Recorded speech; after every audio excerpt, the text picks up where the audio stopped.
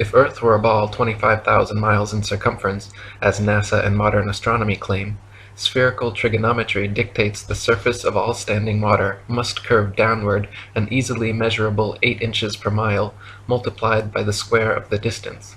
This means, along a 6-mile channel of standing water, the Earth would dip 6 feet on either end from the central peak. Every time such experiments have been conducted, however, standing water has proven to be perfectly level. Surveyors, engineers, and architects are never required to factor the supposed curvature of the Earth into their projects. Canals, railways, bridges, and tunnels, for example, are always cut and laid horizontally, often over hundreds of miles without any allowance for curvature.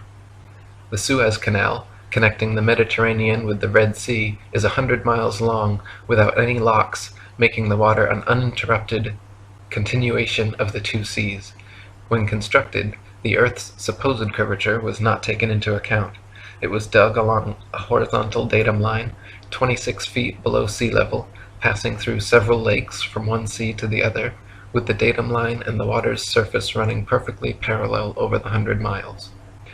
Engineer W. Winkler was published in the Earth Review regarding the Earth's supposed curvature, stating, "As an engineer of many years' standing, I saw that this absurd allowance is only permitted in school books. No engineer would dream of allowing anything of the kind. I have projected many miles of railways and many more of canals, and the allowance has not even been thought of, much less allowed for. This allowance for curvature means this, that it is 8 inches for the first mile of a canal and increasing at the ratio by the square of the distance in miles. Thus a small navigable canal for boats, say 30 miles long, will have, by the above rule, an allowance for curvature of 600 feet. Think of that, and then please credit engineers as not being quite such fools. Nothing of the sort is allowed. We no more think of allowing 600 feet for a line of 30 miles of railway or canal than of wasting our time trying to square the circle. The London and North Western Railway forms a straight line 180 miles long between London and Liverpool. The railroad's highest point, midway at Birmingham Station, is only 240 feet above sea level. If the world were actually a globe, however, curving 8 inches per mile squared, the 180-mile stretch of rail would form an arc with the center point at Birmingham raised over a mile, a full 5,400 feet above London and Liverpool.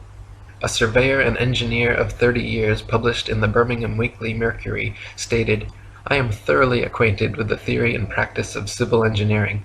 However bigoted some of our professors may be in the theory of surveying, according to the prescribed rules, yet it is well known amongst us that such theoretical measurements are incapable of any practical illustration. All our locomotives are designed to run on what may be regarded as true levels or flats. There are, of course, partial inclines or gradients here and there, but they are always accurately defined and must be carefully traversed. But anything approaching to 8 inches in the mile, increasing as the square of the distance, could not be worked by any engine that was ever yet constructed. Taking one station with another, all over England and Scotland, it may be stated that all the platforms are on the same relative level. The distance between eastern and western coasts of England may be set down as 300 miles. If the prescribed curvature was indeed as represented, the central stations at Rugby or Warwick ought to be close upon 3 miles higher than a cord drawn from the two extremities. If such was the case, there is not a driver or stoker within the kingdom that would be found to take charge of the train. We can only laugh at those of your readers who seriously give us credit for such venturesome exploits as running trains round spherical curves. Horizontal curves on levels are dangerous enough.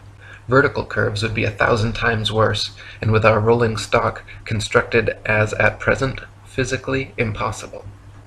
The Manchester Ship Canal Company, published in the Earth Review, stated, "It is customary in railway and canal constructions for all levels to be referred to a datum which is nominally horizontal and is so shown on all sections.